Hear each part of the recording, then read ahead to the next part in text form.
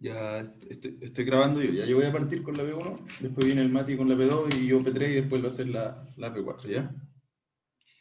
Así que eso. Eh, ya aquí está. Ya, tutoría de CDB, control. Ya. Esta es como va a ser la pizarrita en la que yo voy a estar. Yo creo que ya deben estar a la mayoría familiarizados con esta tutoría. Vamos con la P1.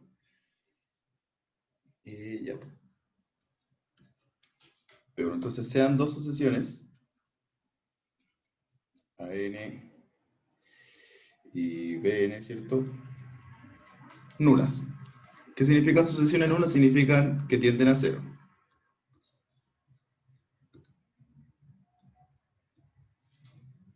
¿Ya? Entonces lo que se nos pide es estudiar la convergencia de la siguiente sucesión.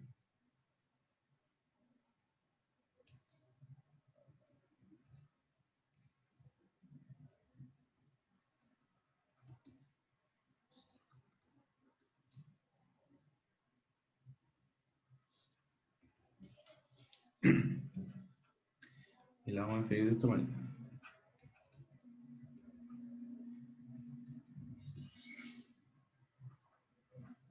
La 7 más AN por BN, coma, seno al cuadrado de A sub N, partido de A sub N cuadrado más B sub N cuadrado. Ya, entonces esa es la pregunta.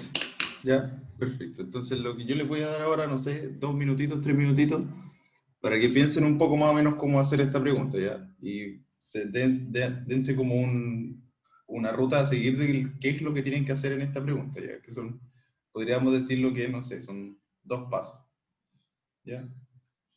Si tienen dudas al respecto de lo que escribí, me preguntan y ahí yo parto haciéndola con ayuda de ustedes, ojalá para que vayamos siendo un poco más interactivos, ¿ya? Eso, les doy 2 minutitos para que piensen el problema.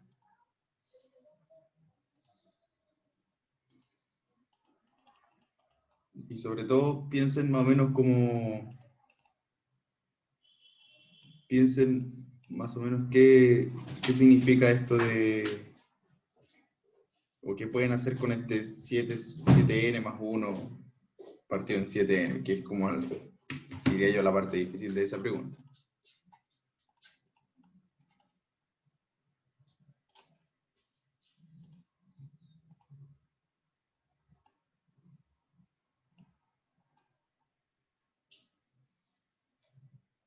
¿Me escuchan bien, cierto? ¿Todos me escuchan bien? Si estoy hablando muy bajo, me dicen.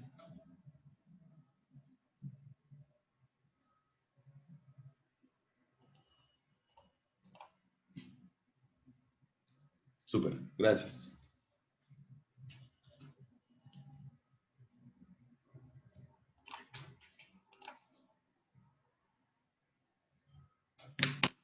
Ya, partamos entonces. Entonces, claro, como dijeron en el chat, algunas cosas, lo primero que tienen que notar es que, claro, de esta cosa que ustedes tienen aquí, este signo, esta fracción fea que ustedes tienen acá, tienen que cachar al tiro que de aquí tiene que tener algo relacionado con un exponencial. ¿Ya?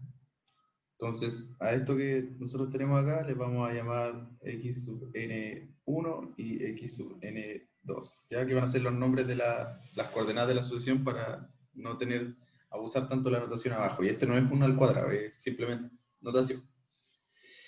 Ya, entonces, como dijeron antes, debemos ver convergencia por coordenada o por término.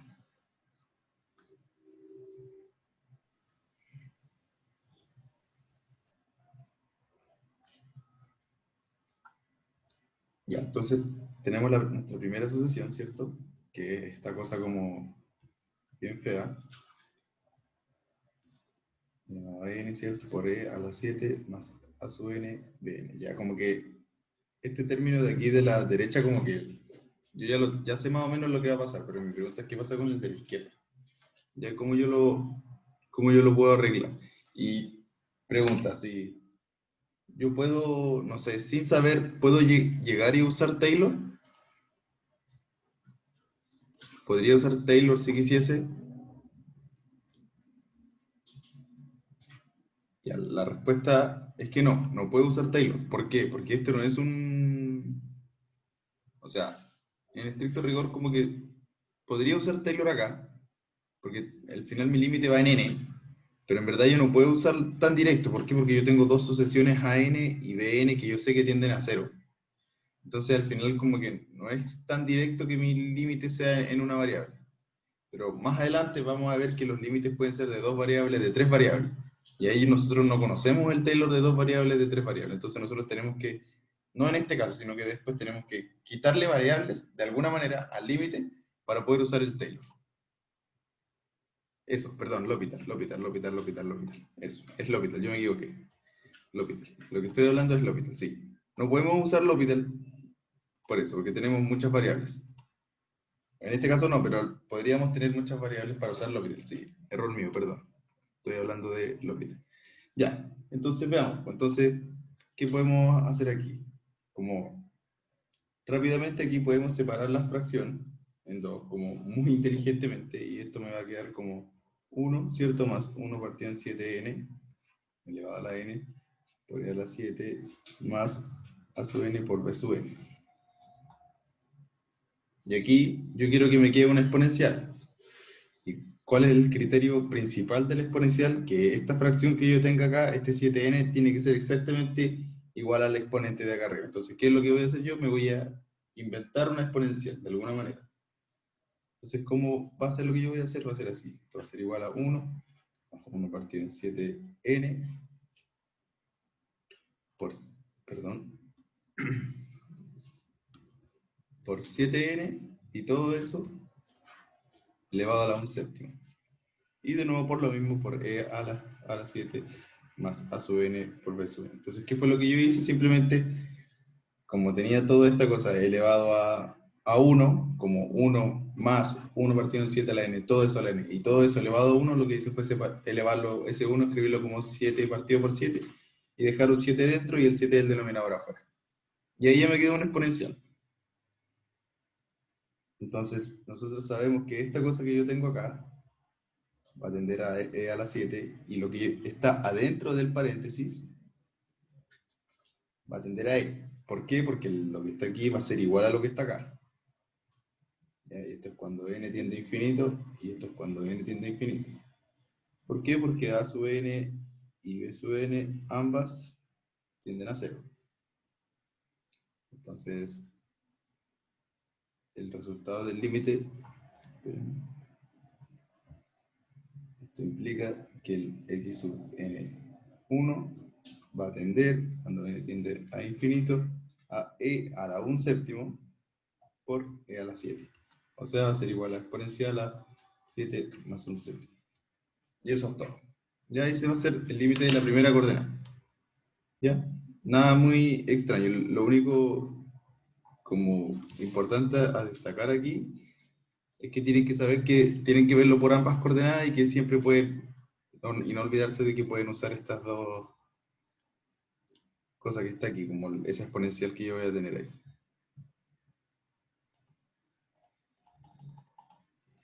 Ya creé. ¿Ready? ¿Sí? Sorry, no caché, pero que sean nulas implica que tienden a cero. Sí, eso significa que sean nulas. Ya, bacán. Eso es una asociación nula.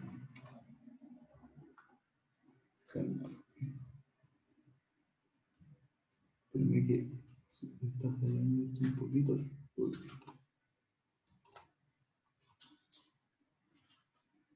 Espero que mi computador está un poco lento. Ya, listo, ahora sí. Eso significa asociaciones nulas, que tienden a cero, ¿ya? Y ahora vamos con el segundo.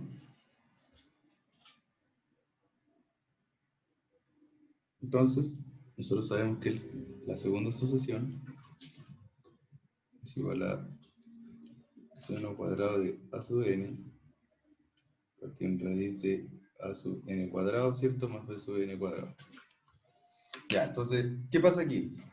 Pasa que yo en el numerador, cuando el a sub n se vaya acercando a 0, voy a tender a 0, y en el denominador, cuando a sub n y b sub n se vaya acercando a 0, también voy a tener 0, o sea, voy a tener 0 partido por 0. Entonces da la sensación de que yo podría usar el orbital acá, pero no puedo. ¿Por qué no puedo? No puedo porque aquí yo tengo dos sucesiones. Es como, por así decirlo, tengo dos variables. Entonces yo no puedo llegar y usar el orbital para decir que bien qué es lo que está pasando.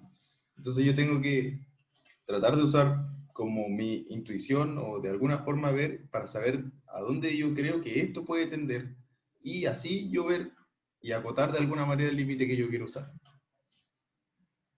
¿Se entendió? ¿Alguna duda? ¿Alguien tiene alguna duda?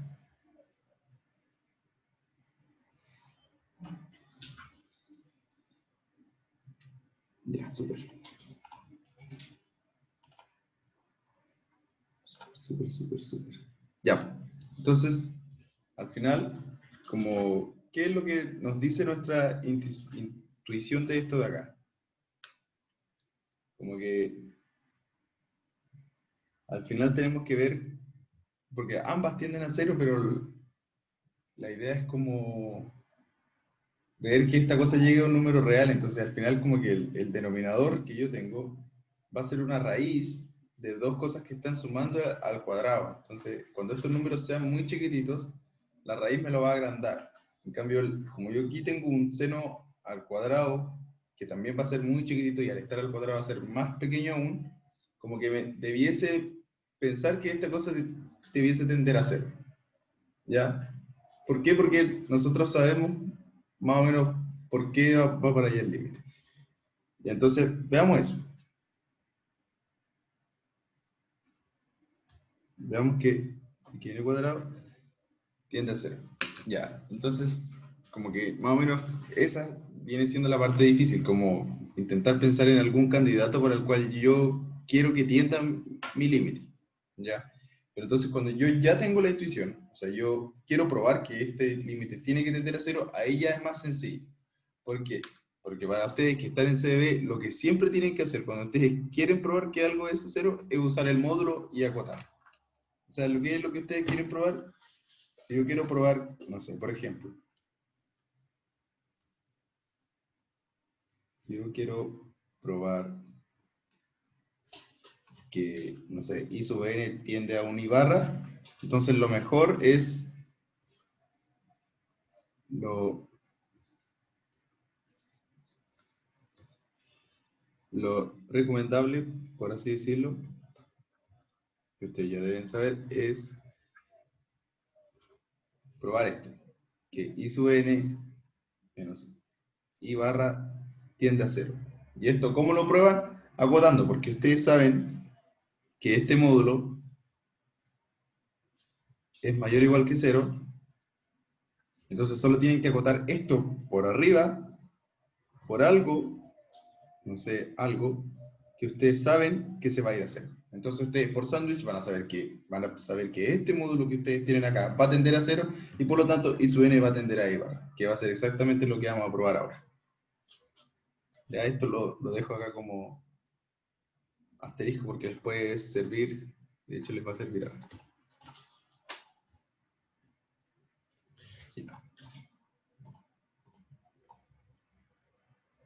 Ya, eso es una buena idea. Eso es una muy buena idea. Hacer como intentar usarlo, ¿cachai? Pero no es llegar y usarlo, hay que como saber por qué se puede usar. Espérenme que está como... Niña, pifié la aplicación.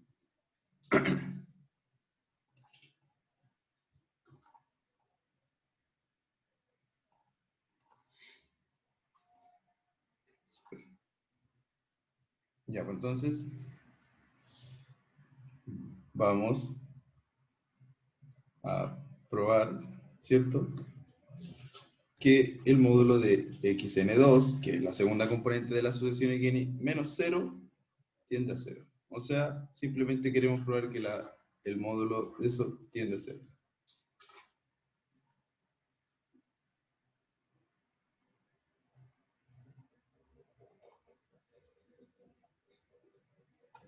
Por ejemplo, lo que dijo Gonzalo es una muy buena idea.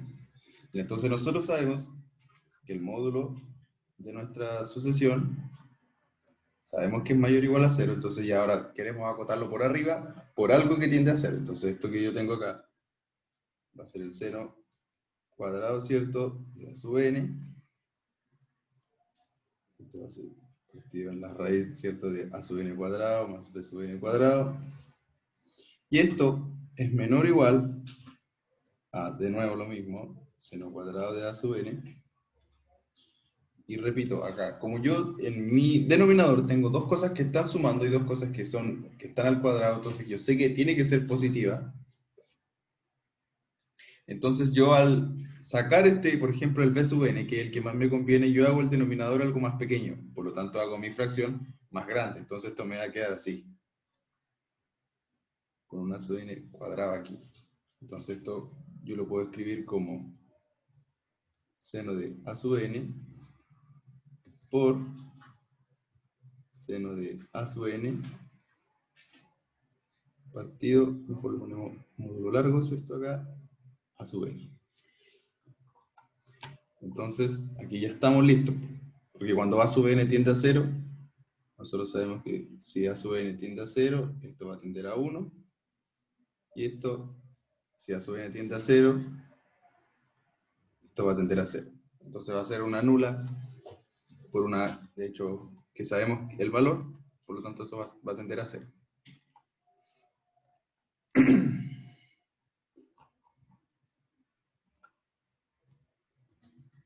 Estoy tratando de bajar.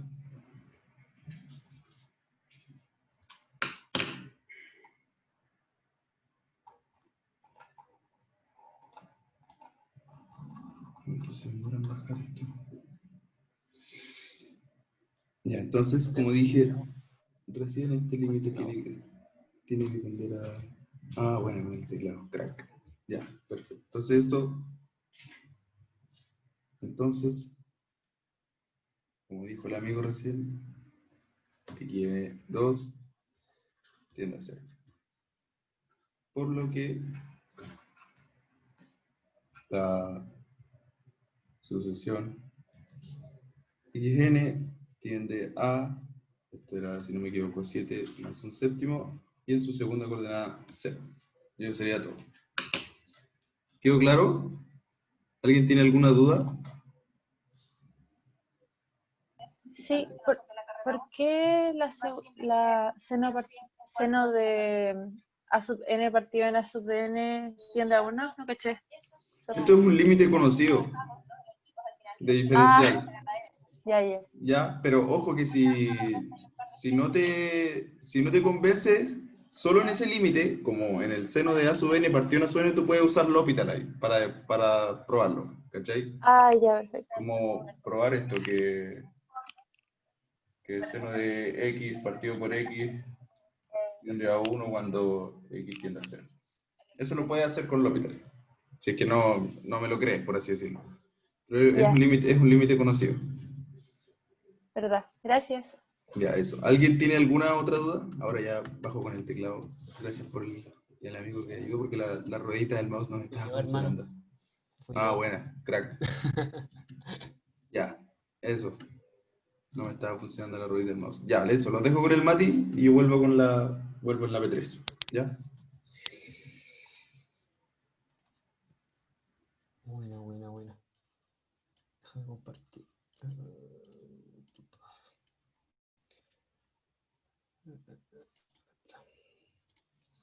Ya, bueno. Lo que vamos a hacer ahora es una pregunta de norma. Vamos a definir esta norma, vamos primero a definir el espacio en que vamos a trabajar, va a ser el espacio de las matrices cuadradas de NN. Y vamos a considerar la norma M como el máximo de esta sumatoria que está ahí. ¿Y qué es más o menos, para tenerlo más o menos claro como en mente qué hace? Lo que hace es vamos a sumar por columna las matrices, en valor absoluto cada elemento, y vamos a tomar el máximo de esa suma. Por ejemplo, si tomamos una matriz A de 2 por 2, que es la que está acá, vamos a sumar a 1 en valor absoluto más A2, 1 en valor absoluto, después vamos a sumar la otra columna, que sería la que está acá, esto que está acá, y vamos a sacar el máximo entre esas dos sumas. Y esa va a ser nuestra norma en el espacio de las matrices. Lo primero que queremos ver es que esta función efectivamente sea una norma. Y después va a haber una propiedad que siempre es bueno trabajar un poco con normas. Eso, ¿alguno no entiende bien lo que hace la función? ¿O todos cachan más o menos cómo funciona?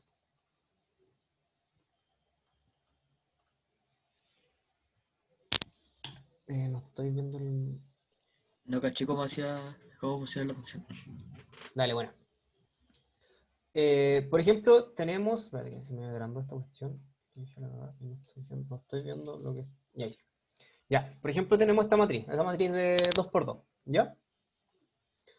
Lo que hace la función primero es sumar por columnas en valor absoluto. O sea, sumo esto, hago la suma de este elemento con este elemento en valor absoluto, y este va a ser 1, y voy a conseguir esta cosa, y después en la otra columna, que sería esto. Tomo este elemento en valor absoluto, y tengo esta suma. Y después comparo las dos sumas.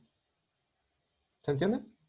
Y el máximo de esos es la norma.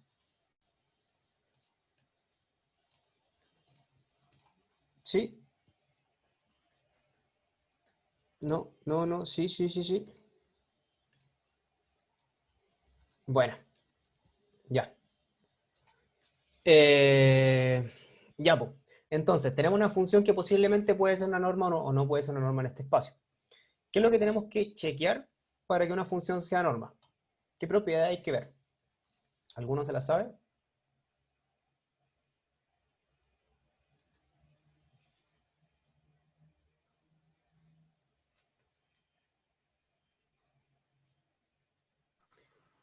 Bueno, positividad, identidad cero, desigualdad triangular. Perfecto, perfecto, perfecto, perfecto. Homogeneidad. Homogeneidad también. Sí, tienen muchos nombres y muchas cosas. Yo lo conocía como escalar para afuera. Sí. Ya, pues, entonces las propiedades son. Primero es que si la norma de este elemento, o sea, en este espacio, es igual a 0, esto es sí, solo si el elemento va a ser igual a 0. Por otro lado, es que nos boten los escalares. O sea que para todo en M y lambda en los reales, un escalar, se tenga que la norma de lambda A en M sea igual al valor absoluto de lambda por la norma de A. Ay, chucha, me equivoqué.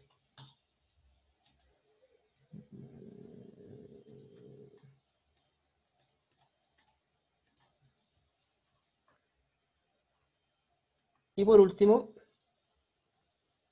es la desigualdad triangular, que para todo A, B en M se tenga que la norma de A más B sea menor o igual a la norma de A más la norma de B. ¿Cierto? Ya, de estas tres propiedades, en general siempre, o las más complicadas de demostrar, la desigualdad triangular siempre es bien jodida, o en general es la más jodida, y eh, la implicancia de derecha a izquierda, como esta. O sea, no, izquierda a derecha. Esa implicancia. Son como las más jodidas en general, y en general, las normas que te definen se basan en normas conocidas, entonces uno va a ocupar como propiedades de las normas que uno ya conoce. Pero antes de todo esto, eh, eso mismo. Porque nos faltaría ver que siempre es positiva, eso es importante. Pero eso no es como una propiedad que venga de la norma, sino que viene de que la función esté bien definida. ¿Por qué? Porque una norma, por ejemplo en este caso, la función m, es una función que va desde nuestro espacio m a los reales positivos. ¿Ya? Entonces, por definición, nuestra función, para que sea norma, tiene que estar entre los reales positivos. Entonces, tiene que, eh, tiene que ser mayor o igual a 0. Esa es una propiedad que yo siempre digo como la propiedad 0, porque uno tiene que revisar que la función esté bien definida.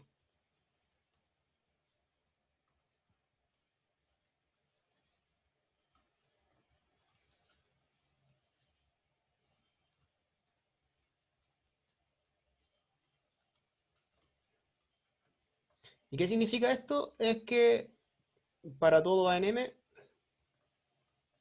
la norma de A sea mayor a 0 y menor a infinito. ¿Sí? Eso hay que checarlo antes que todo porque para que la función en sí esté bien definida, o sea, que tenga sentido considerar esta función, la función tiene que tiene que llegar a los reales positivos, o sea, tiene que ser mayor a 0 y menor a infinito. En general, el menor a infinito cuando estamos trabajando en RN, y no sé si ustedes solamente lo han pasado en RN, porque hay unos cursos que los pasan como en más dimensiones, pero cuando estáis trabajando en RN, que sea menor a infinito es más o menos directo, pero siempre hay que chequearlo antes. Antes lo primero que uno revisa es que la función esté bien definida. Y después uno revisa las otras tres propiedades. ¿Sí? ¿Se entendió?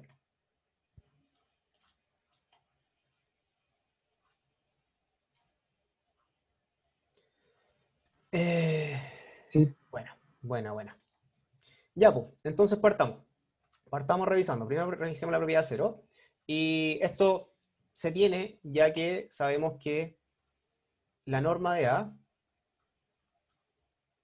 para todo A, es el máximo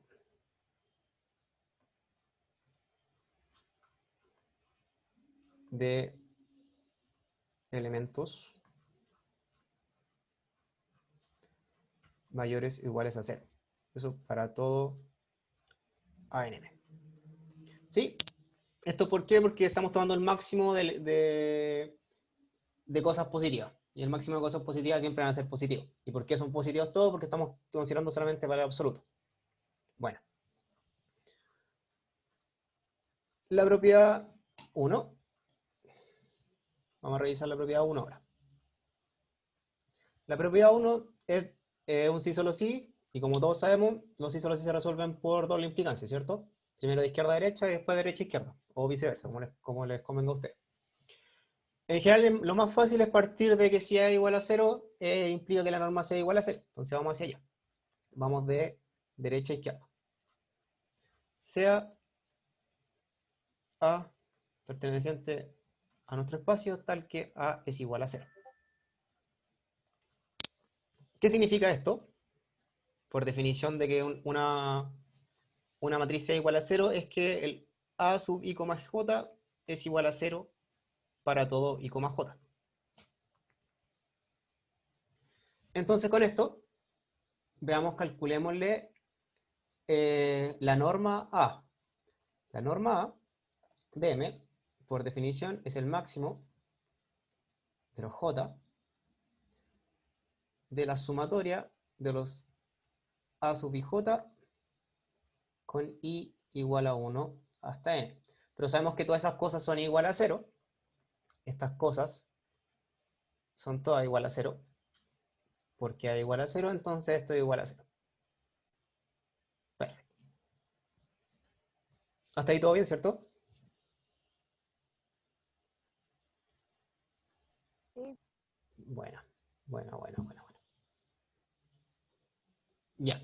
Ahora vamos, acá hay que tener un poco más cuidado. En general hay que tener cuidado cuando uno está trabajando con máximo y cosas que son igual a 0. Así que vamos por acá. Partamos.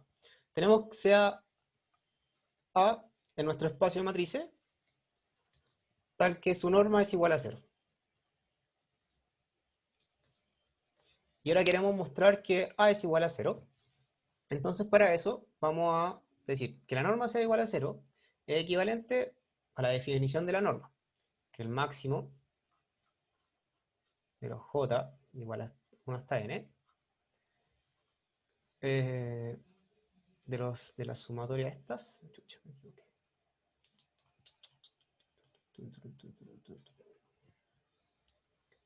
Y igual a 1 hasta n, esto sea igual a 0.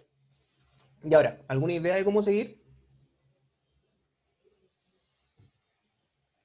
¿Alguien tiene alguna idea de cómo podríamos empezar a mostrar que A sea igual a 0?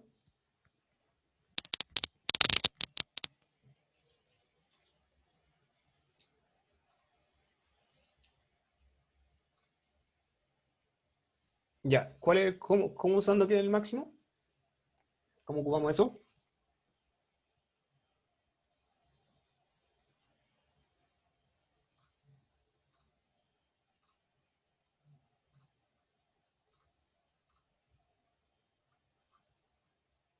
el máximo de la suma es 0.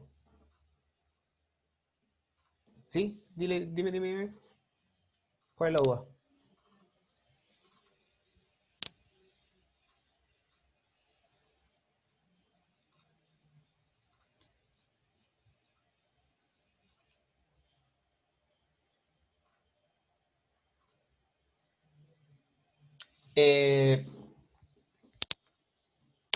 Claro, pues podría pasar una cosa así, ¿cierto? Que el número distinto de ceros sumados esté en 0. Pero como está el valor absoluto, como dijo Sebastián, como está el valor absoluto tenemos puros números positivos, puros números mayores o iguales a 0. Y ese es el argumento más o menos. El argumento es que estamos viendo el máximo de puros elementos mayores a 0. O sea, todas estas cositas que están acá, todas estas cosas son mayores o iguales a 0. Y el máximo de cosas mayor o igual a 0. Y si ese máximo es igual a 0, entonces significa que todas las cosas de dentro tienen que ser igual a 0, porque son puras cosas positivas. ¿Se entiende?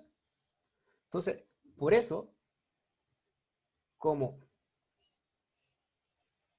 ISO 1 hasta dn, todas estas cosas, todas estas sumas, son mayores o igual a 0 para toda j. Chucha. Para todo j de 1 hasta n, esto nos va a implicar que estas sumas tienen que ser igual a 0.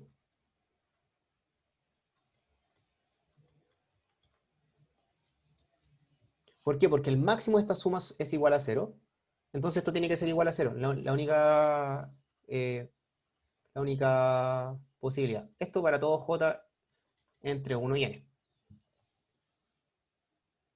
¿Sí? ¿Todo bien?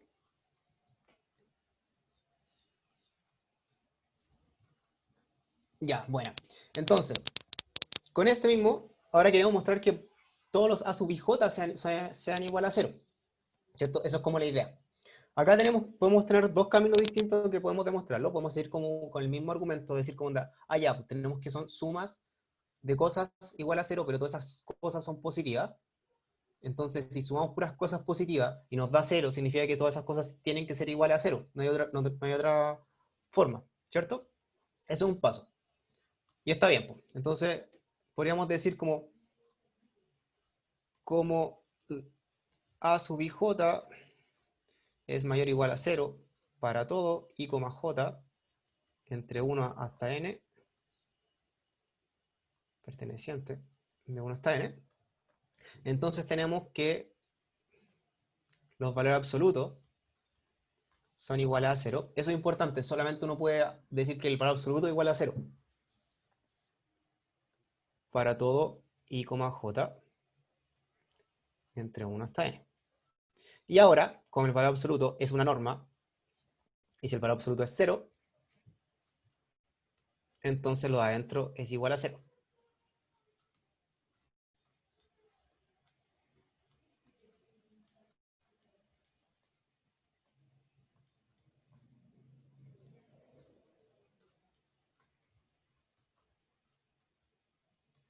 Se tiene que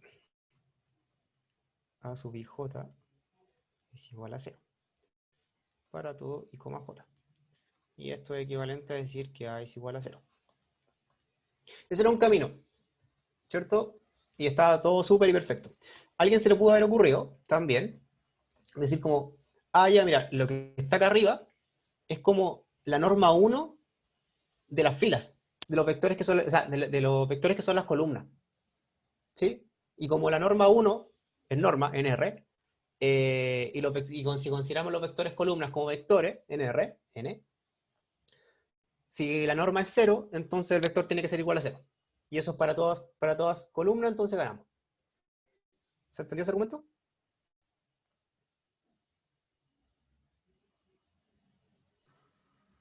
Sí, ¿Cuál parte es 0? Como que sea mayor o igual a 0. Acá lo único que estamos mostrando que son iguales, lo que estamos ocupando que son mayores a 0 son los valores absolutos. Los valores absolutos, las sumas, como estamos diciendo, el valor absoluto es mayor o igual a 0. La suma de valores absolutos son mayores a 0 porque estamos sumando cosas positivas. ¿Cachai? Como que ese argumento estamos ocupando. Pero sí, también lo demostramos arriba. demostramos que esta cosa es mayor o igual a 0 porque el máximo elemento es mayor o igual a 0. Ya, el segundo argumento es bacán igual, a mí me gusta, porque te ahorráis como unos par de pasos, pero es como, ya nosotros, esto vamos a hacerlo como aparte. Ya demostramos la parte, la P1, pero vamos a hacer esto. Habíamos llegado a que teníamos que la sumatoria de los A sub ij con i igual a 1 hasta n son igual a 0 para todo j, entre 1 hasta n. Entonces lo que podéis decir es como definámonos A sub j como el vector que es A sub ij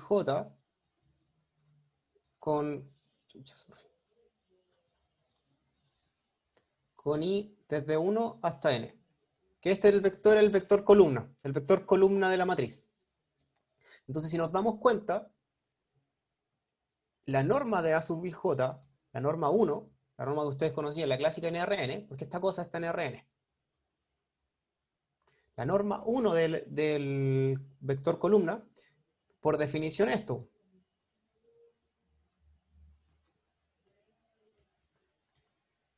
¿Cierto? Esa es por definición.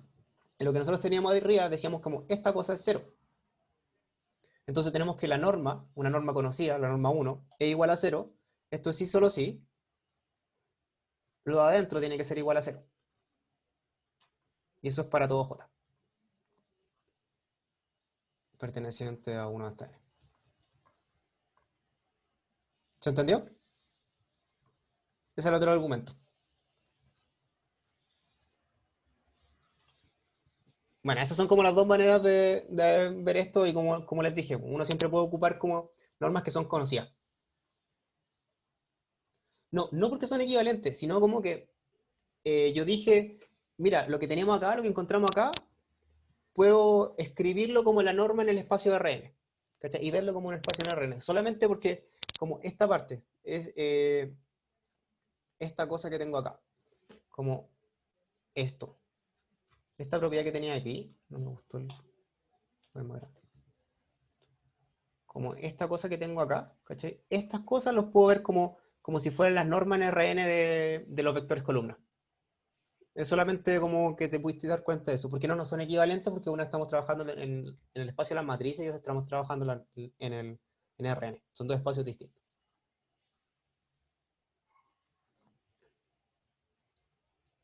¿Sí? Bueno. Ya. Vamos. La parte 2. La propiedad 2 es ver el que bota lo escalar. Entonces sea un escalar y una matriz cualquiera en el espacio. Y esto sale más o menos directo porque, bueno, ustedes saben que la norma del escalar por A en M va a ser igual, por definición, al máximo sobre J de la sumatoria de los lambda A sub i j de i igual a 1 hasta n, y j, usted de i hasta n también. No lo escribí porque... ¿Para qué? Sí, por cierto, saben que lambda A es multiplicar por lambda cada elemento de la matriz A. Entonces, primero nosotros sabemos que podemos separar la multiplicación de acá, y esto es porque también, como sabemos, el valor absoluto de una norma, entonces también bota escalares. Entonces esto lo podemos escribir como igual a 1 hasta n de la norma de A y J con J. Después podemos factorizar por el valor absoluto, o sea, por lambda. Entonces factorizamos por lambda y nos bota el lambda afuera. Y sub 1 hasta n de A y J. Y acá vamos a ocupar la propiedad del máximo, que como estamos teniendo como esta cosa que tenemos acá no depende del lambda, no depende de J, y el valor absoluto del lambda es mayor o igual a 0, entonces puede salir del máximo. Eso es porque esta cosa es mayor o igual a 0 y porque no depende de j. Esto es, entonces nos queda lambda por el máximo de j, esto siempre fue de 1 hasta n, de la sumatoria.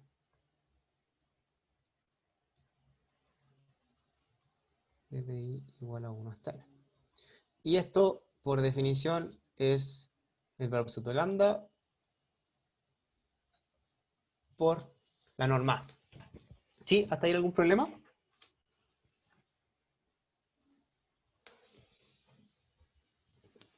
¿Todo bien hasta aquí? Bueno. Buena.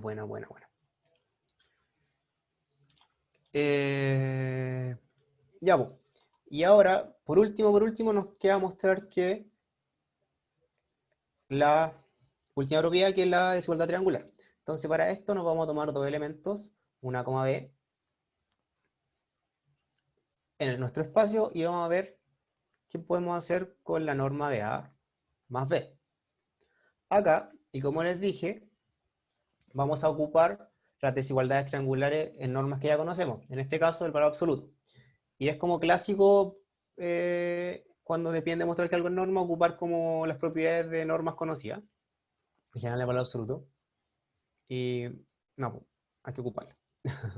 Entonces, por definición, la norma de A más B es el máximo de los j igual a 1 hasta n de las sumatorias.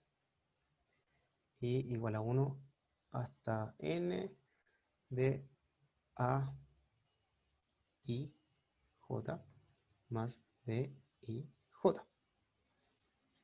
¿Cierto? Tenemos eso.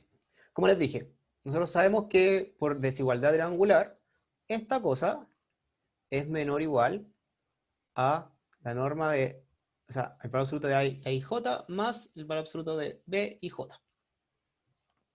¿Ya? Y como los máximos se comportan bien con las desigualdades, esta cosa va a ser lo mismo que el máximo, J igual a 1 hasta n, de I igual a 1 hasta n, de la suma, por afuera.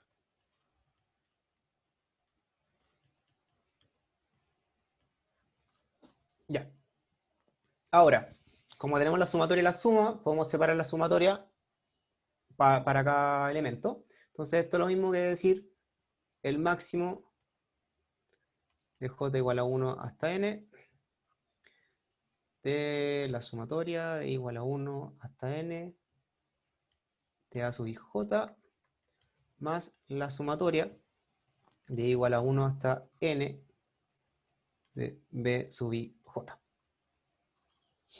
Ya, de acá como que estamos casi listos, lo único que querríamos sería como sacar el máximo hacia afuera, o sea, como separar el máximo en los dos, y efectivamente se puede. Hay varios argumentos por qué se puede. Uno es porque uno podría tomar como el máximo acá adentro, sobre los j, pero no, pues, esto por propiedad, esto va a ser menor o igual al máximo de j igual a 1 hasta n de la sumatoria de a sub i j más el máximo de j igual a 1 hasta n de la sumatoria de los b sub i j. Y esto, por definición, va a ser la norma de A en M más la norma de B en M. Una pregunta. ¿Sí? ¿Por qué esa parte de la suma de las sumatorias en el máximo es con desigualdad? Este de acá ¿Sí? es por propiedad. Sí, porque siempre cuando estás trabajando con máximo, si querías asegurarte, tira un menor igual. Pero Ya. es porque yo lo que hice realmente acá, que es un paso como escondido, es que uno puede decir, ya, esto, vamos a escribir el paso acá abajo.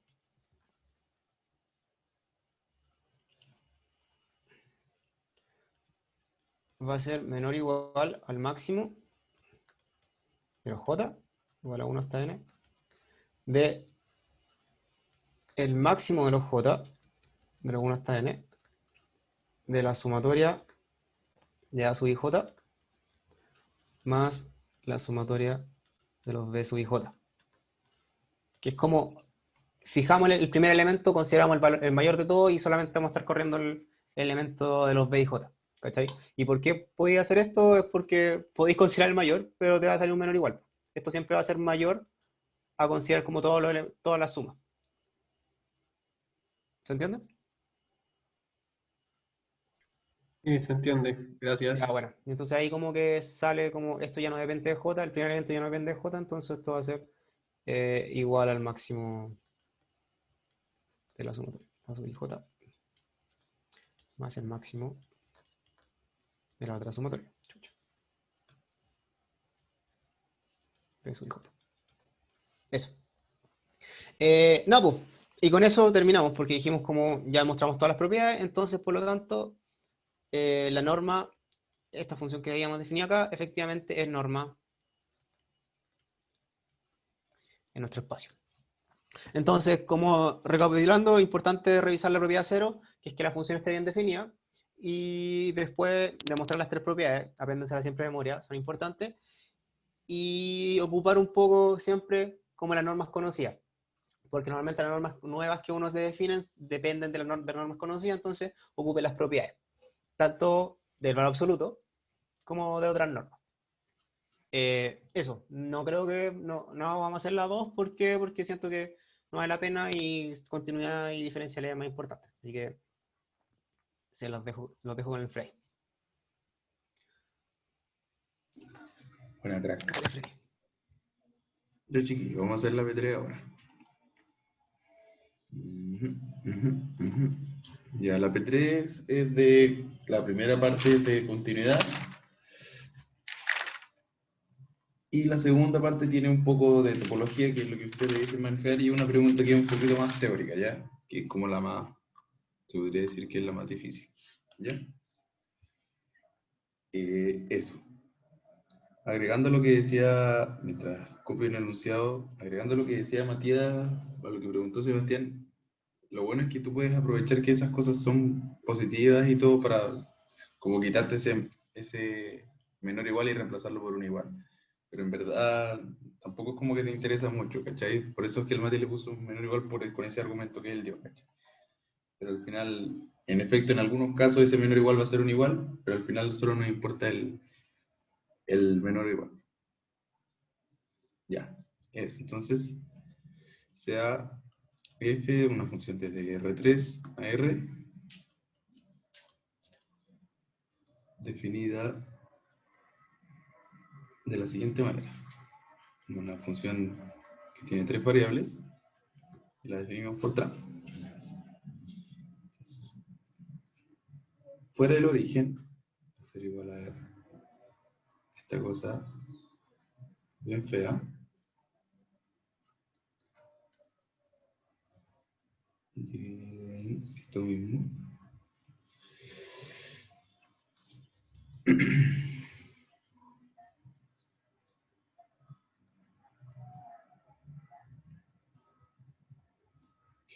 Si x como y como z es distinto del x como y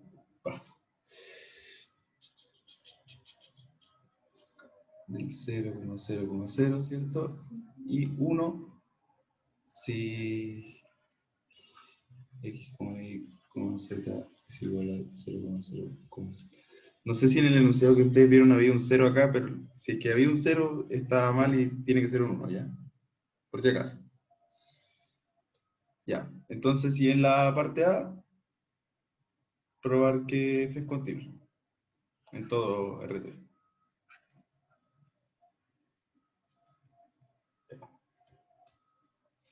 Ya, eso no les voy a dar tanto tiempo para que la piensen, porque me imagino yo que ustedes ya han hecho más o menos problemas de este estilo. Así que voy a ir como preguntándole a ustedes para que ustedes me digan qué es lo que tengo que hacer. Entonces, tengo una función por tramo y yo quiero probar que es continua. Entonces, ¿qué debería hacer yo que fuera lo primero, que es lo más sencillo en esta pregunta? ¿Qué es lo que cómo debería proceder? Por álgebra de continua ya es continua los distintos de cero. Ya, eso. Eso es lo primero que ustedes siempre tienen que escribir, chiquillos, ¿ya? O sea, ustedes se fijan primero en el primer caso, o sea, cuando estemos fuera del origen, en el primer caso, siempre tenemos que escribirlo, aunque sean dos líneas, por álgebra de continuo la función va a ser continua fuera del cero. Y eso, álgebra de composición, es lo único que ustedes tienen que decir, y ahí ya van a tener al tiro 0,5, un punto asegurado. Si el caso importante es en el caso cuando está en el origen. ¿Ya? Entonces, por álgebra y composición de continuas, de funciones,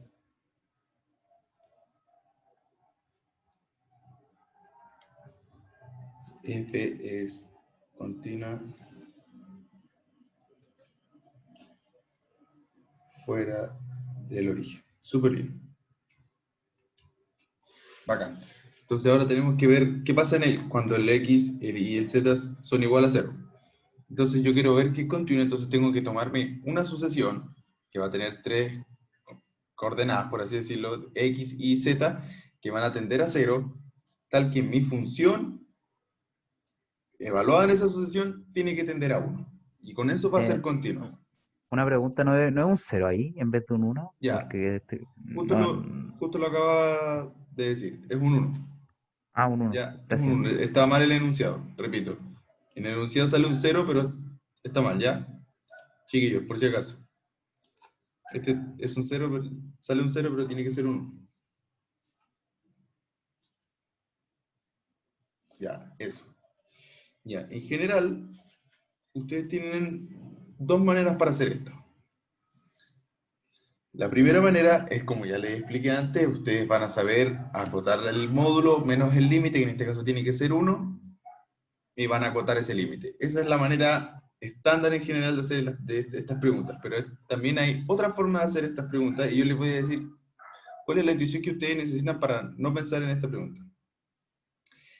Lo que ustedes los puede ayudar a no hacer la pregunta de la forma típica, que es como la vamos a hacer ahora, es esto que está acá. Que ustedes tienen aquí el módulo de x cuadrada más y cuadrada más z cuadrada, o sea, la raíz de eso. Y esto es exactamente la norma del vector x, y, z, la norma 2. ¿Ya? Entonces ustedes tienen aquí norma 2 de algo y norma 2 de algo. Y ese límite depende absolutamente de x y z. Entonces, ¿qué es lo que vamos a hacer? Yo les voy a mostrar ahora qué es lo que vamos a hacer. Para ver la continuidad en el origen.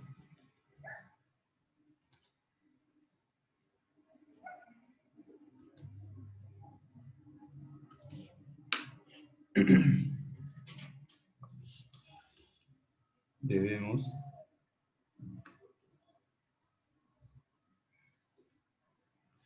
que el límite, ¿cierto? De x, y, z tienden a 0,0,0 de f de x, y, z. Esto tiene que ser exactamente igual a 1. Básicamente es eso. ¿Ya? Entonces, yo no lo voy a hacer de la manera típica y lo voy a hacer de otra manera para que vean por qué puede ser más sencillo. Entonces, yo quiero ver qué pasa con esto. De mi función, ¿cierto? Que va a ser exponencial, ¿cierto? Voy a escribir de nuevo. X cuadrado más y cuadrado más z cuadrado menos 1 partido en la raíz de x cuadrado más y cuadrado más z cuadrado. Ya, ¿y qué es lo que pasa aquí? Que lo que pasa es que esto que yo tengo acá, que si lo vemos nosotros, la norma de x, y, z, norma 2, es exactamente lo que está dentro del exponencial y en el denominador. Ya, lo que pasa aquí es que yo quiero tratar de resolver este límite de una forma un poco más sencilla, más que acotando, porque aquí si yo empiezo a acotar tengo cosas muy feas. Si se fijan, tengo muchas cosas al cuadrado y que son grandes. Yo podría, en la parte del denominador, podría empezar a resolver cosas, ¿cierto? Empezar a acotar, pero aún así no sería tan directo el límite con la parte del numerador. Entonces lo que yo hago es un cambio de variable. O sea, yo básicamente a la norma o a la norma al cuadrado yo le pongo un nombre. ¿Y cómo? Entonces hacemos cambio de variable de esta forma, tal que r cuadrado va a ser igual a x cuadrado más y cuadrado más z cuadrado. O sea, básicamente a la norma yo le pongo r. Eso es todo. Y si ustedes se fijan, cuando ustedes hacen cambios a polares, a cilíndricas, no sé, en mecánica y ahora, para lo que el ramo que viene después, van a ver mucho este cambio de variable que es típico. Que básicamente ustedes dicen x va a ser igual al radio, que va a ser este r, que en este caso va a ser el módulo del vector por el coseno del ángulo, el otro va a ser r por el seno del ángulo, y al final va a ser la suma de lo mismo. La diferencia es que, la única diferencia es que ahora estamos en 3 dimensiones. Esa es la única diferencia. Entonces, ¿qué yo hice ahora? Lo que yo hice ahora fue que yo tenía un límite de 3 dimensiones, lo reduje a una. Eso fue lo que yo hice. Entonces ahora, cuando yo reduzco mi límite a una dimensión, mi límite es sencillo. ¿Por qué? Porque yo tengo L'Hopital. Y si yo tengo L'Hopital, ya lo tengo todo básicamente. Ya, pues. Y sabemos inmediatamente de esto que si x, y, z tiende a 0, entonces esto tiene que ser equivalente a que r tiene que tender a 0. ¿Por qué? Porque si se fijan, como son puras cosas al cuadrado y que se están sumando, no debiese ser muy difícil ver esto. Que si r tiende a 0, entonces las 3 tienen que tender a 0, y que si las 3 tienden a 0, entonces r tiene que tender a 0. Eso es todo. Entonces, el límite queda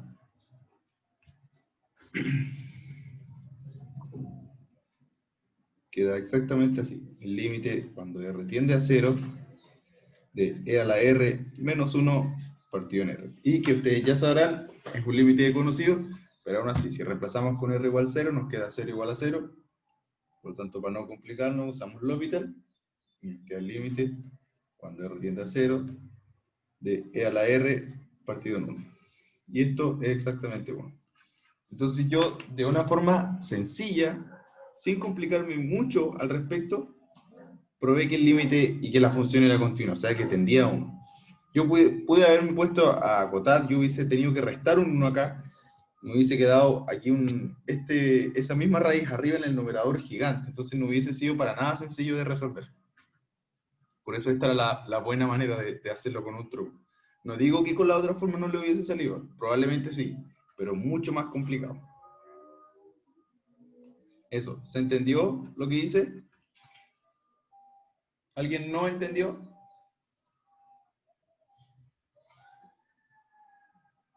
Ya, bacán. Esto es algo que les puede servir igual, como tratar de usar estos cambios de variables para que ustedes así puedan reducir límites muy complicados a límites que son ya mucho más sencillos para ustedes. Sí, es un R, es un R. Es un R, sí. Lo puedo arreglar.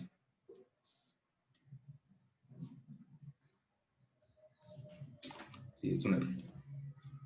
Eso. Ya, súper.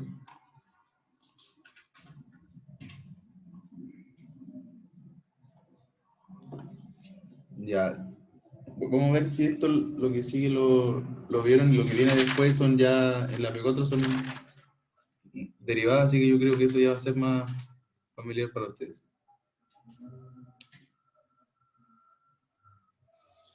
Es que ahí no estoy seguro cómo se hacía el cambio de variable así como con 3 dimensiones, pero a lo mejor tendría que pensar en coordenadas esféricas o algo así. Pero al final es lo mismo. No sé si creo que polar era de 2 dimensiones, no estoy seguro bien cómo era, en verdad. ¿Me entiendes? La gracia de esto es que al final no te importa qué es lo que queda en Z. ¿Cachai? Como que solo te importa el poder hacer el R. Claro, es polar es para 2 dimensiones, en efecto. Ya, vamos con la B.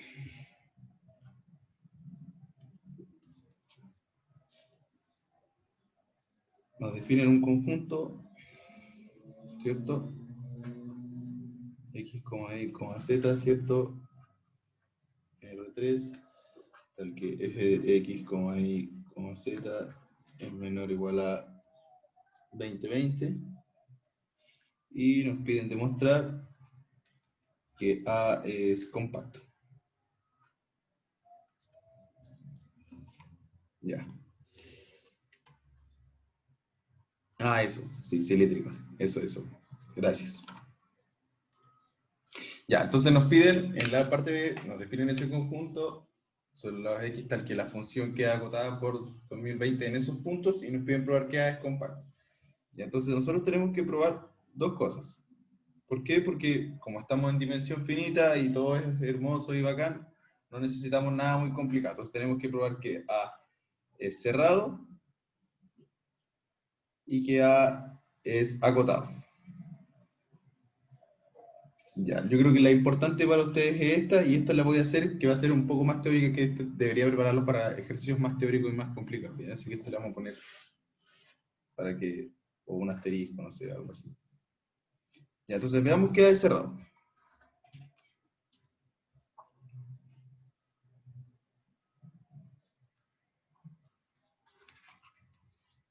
La gracia de esta pregunta, a ver que A sea cerrado, es que podemos usar la parte anterior. Ya, entonces nosotros sabemos que A, como lo escribí antes, ¿cierto? Era exactamente como estaba escrito antes, tal que f de x, y, z, ¿cierto? Era menor o igual a 2020. Y esto es igual a los x, y, z, ¿cierto? En R3, tal que f de x, y, z está en este intervalo, desde menos infinito a 2020 cerrado acá, ya porque este es un menor o igual. Lo voy a escribir de nuevo para que quede claro. Este que está acá es un menor o igual y ese es un 2020. Entonces, ¿qué pasa con lo que yo tengo acá? O sea, son los x's, tal que mi función en esos x's va a quedar dentro de ese intervalo. Entonces, esto que yo tengo aquí es exactamente la definición de una preimagen. Entonces, esto que yo tengo aquí va a ser exactamente la preimagen de mi función en este conjunto. Que es exactamente como ustedes la definen. Entonces, ¿qué pasa con esto? Siempre se ve en el control 1, estas preguntas son típicas, en verdad. Ustedes tienen que saber por qué yo puedo escribir conjuntos como preimágenes de funciones. ¿Por qué? Porque por la parte A, como yo probé que mi función era continua, entonces preimagen de un conjunto cerrado va a ser cerrado y preimagen de un conjunto abierto va a ser abierto. ¿Por qué? Porque la función es continua y eso es una caracterización de continuidad. Entonces, como el conjunto menos infinito hasta 2020 es cerrado, entonces, no, todavía no, es cerrado y f es continua por la parte A, entonces A tiene que ser cerrado. Porque si no fuese cerrado, entonces la función no podría ser continua y no tendría sentido lo que ya hemos probado en la parte A. Eso. ¿Se cachó lo que dije? Sí, ¿Sí? sí. Ya. ¿Sabes qué es cerrado por el complemento o te lo dice en el enunciado? El complemento del menos infinito hasta 2020, no, ese yo sé que es cerrado siempre.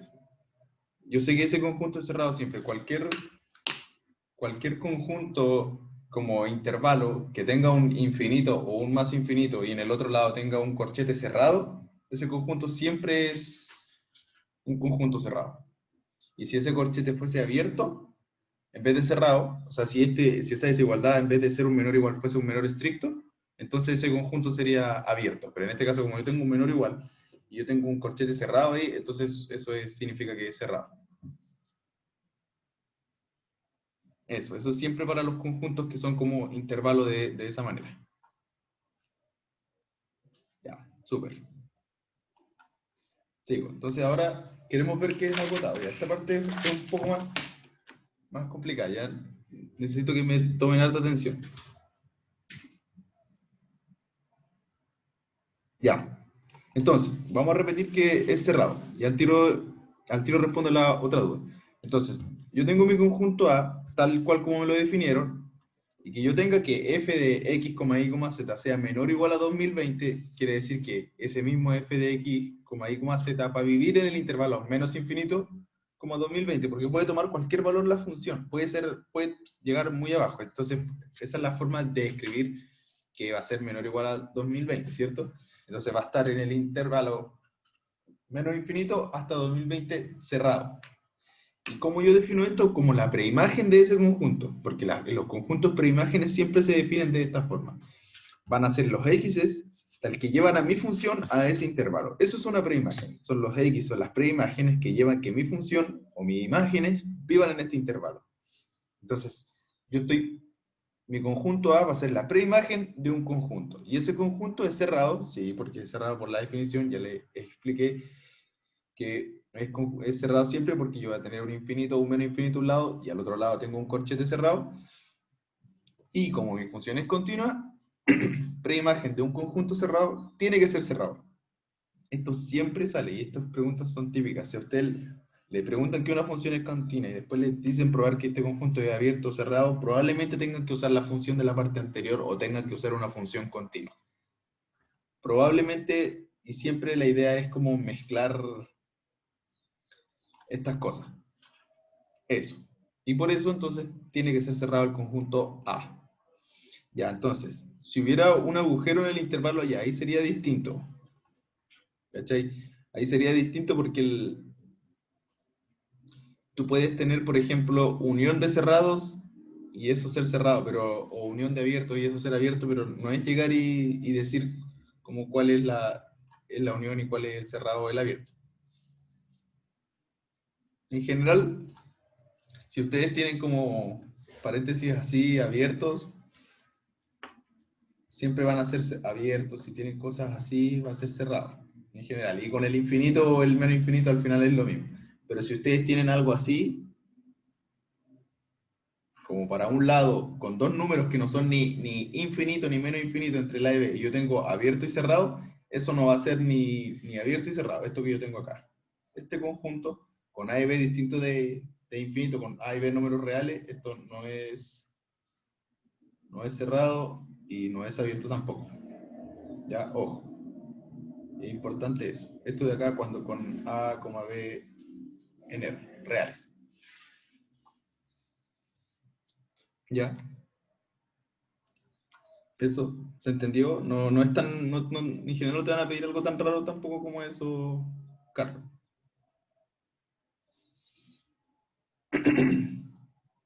Ya, sigo.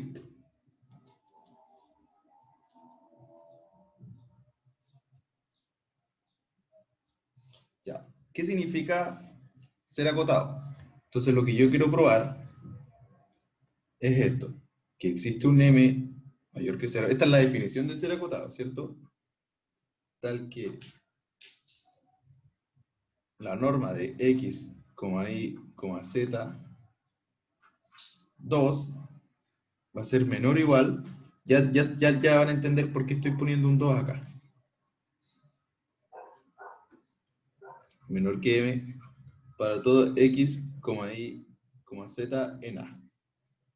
¿Qué quiere decir? Que yo le calculo la norma a todos los elementos, tiene que existir un m que sea uniforme, que me cubra la norma de cualquier punto del elemento, y que tiene que ser el mismo m para todos. ¿Ya? Y yo voy a suponer que esto no es así, y voy a llegar a una contradicción. O sea, voy a suponer que esto es falso para intentar llegar a una contradicción.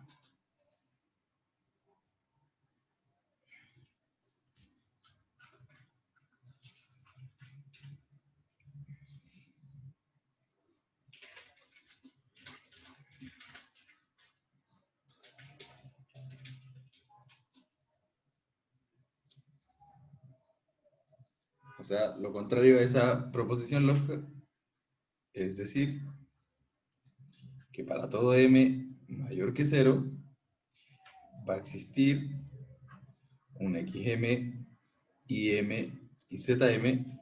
¿Por qué xm, y zm? Porque esos puntos que yo voy a tener acá van a depender exclusivamente de ese m. lo que yo digo aquí, que que existe un m tal que para todo, entonces yo voy a decir, para todo existe. O sea, para cada uno de estos tiene que existir uno que dependa absolutamente de ese m. En A, tal que la norma de xm y m y zm, ¿cierto? Tiene que ser mayor que m.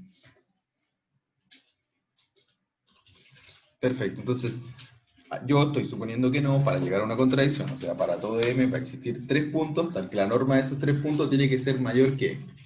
¿Y qué gracia tiene esto que yo acabo de hacer? Que yo lo tengo para todo m mayor que 0, o sea, para cualquier número positivo yo tengo esto. O sea, para cualquier número positivo voy a tener 3 puntos. Entonces, ¿qué puedo concluir de esto? Entonces, en particular,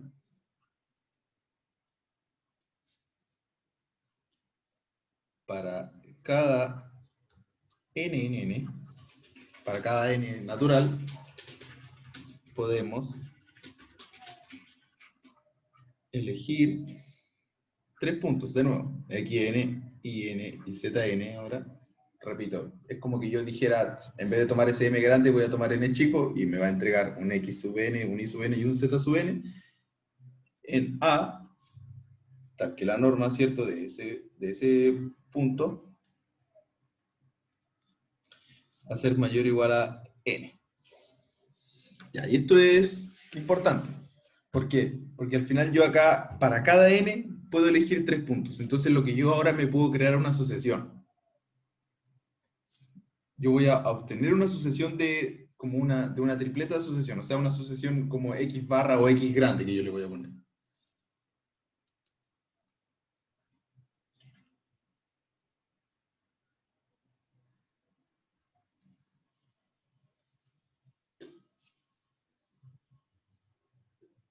Una asociación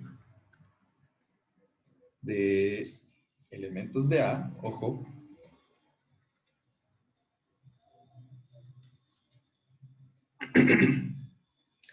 que siempre, ojo con lo que voy a escribir, está sobre la sucesión, otra sucesión, sobre la sucesión, no sé, le voy a poner a sub n tilde igual a n. ¿Por qué? Fíjense, yo acabo de decir que para cada n en los naturales puedo elegir una tripleta en A, tal que la norma de esa sucesión, o sea, la sucesión al final va a estar sobre n. O sea, si yo aumento el n, voy a encontrar algo que llega más grande. Entonces, al final, yo aquí lo que tengo es como una desigualdad de dos sucesiones que van término por término.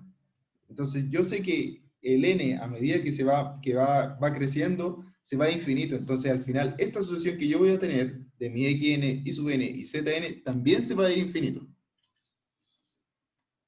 O sea, que esto implica que la norma de xn, y sub n, z sub n, se va a ir al infinito cuando n tiende a infinito. ¿Por qué? Porque esto es mayor o igual que n. O mayor estricto que n, de hecho. Y como n se va a infinito, cuando n se va a infinito, como redundantemente, entonces estamos listos. Eso, tenemos que esta sucesión se va a infinito cuando n se va a infinito. Veamos ahora qué pasa con la función.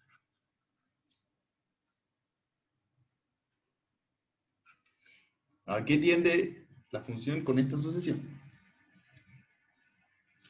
Entonces el límite de n cuando n tiende a infinito, ¿cierto?, de la exponencial de la norma de xn, y sub n, z sub n, ¿cierto?, que ya sabíamos que esa es la raíz de xn cuadrada más yn cuadrada más zn cuadrada es igual a la norma. Esto tiene que ser igual a la norma, ¿cierto? xn más sub n, zn. De nuevo, podemos realizar el mismo cambio de variable que antes, y esto va a ser el límite cuando r tiende a infinito, ¿cierto?, de e a la r menos 1 partido en r. La diferencia está que ahora r tiende a infinito y no tiende a 0. Puedo volver a usar L'Hopital. Cuando r tiende a infinito, ¿cierto?, de e a la r partido por 1, o sea, esto es infinito. Entonces, ¿qué pasa? yo probé que esta sucesión que encontré tiende a infinito y que evaluar mi función, que esto que yo tengo acá, es el límite cuando n tiende a infinito de mi función, ¿cierto? Que n y n y zn, también tiende a infinito. Entonces, ¿qué pasa? ¿Qué pasa con esto? Entonces, esto me implica, por definición de límite, ojo, por definición de límite, para todo m mayor que 0, como mi función tiende a infinito, ahora, por definición de límite, para todo m, o sea, para toda constante que yo tenga, siempre va a existir un n en los naturales, quiere decir que va a existir un instante, tal que mi función, en ese instante, va a ser mayor que ese m. Este m es distinto al de arriba. Ahora yo estoy usando simplemente definición de sucesión. Acabo de probar que una sucesión, que es la sucesión, esta sucesión, la sucesión que se deja llevar por la imagen de la sucesión anterior que yo me había definido, yo sé que esa sucesión diverge. ¿Y qué significa eso en su definición? Quiere decir que para todo m mayor que 0 va a existir un n en los naturales tal que f, mi función, ¿cierto? Mi sucesión, tiene que ser mayor a ese m. Ya, pues, ¿qué pasa ahora? Aquí viene la contradicción. Ahora, tomamos m igual a 2020. O sea, este m que yo tengo acá. Entonces, va a existir un n, que va a ser ese n de ahí, tal que f de xn, como y sub n, como z sub n, tiene que ser mayor o igual a 2020, mayor estricto a 2020. ¿Y qué pasa aquí? Aquí ya tengo contradicción. ¿Por qué? Porque toda la sucesión que yo me había construido y que yo me había armado eran siempre de elementos de A. O sea, en particular, para cada n podemos elegir elementos de A. Entonces podemos tener una sucesión de elementos de A, tal que esa sucesión va a tender a infinito. Y mi función en esa sucesión de elementos de A tiende a infinito. O sea, todos los elementos que están en esta sucesión son imágenes de elementos de A. O sea que yo me estoy tomando un elemento de A tal que la función evaluada en esos elementos es mayor a 2020. Y eso es una contradicción. ¿Por qué? Por la definición del conjunto A, eso no puede pasar.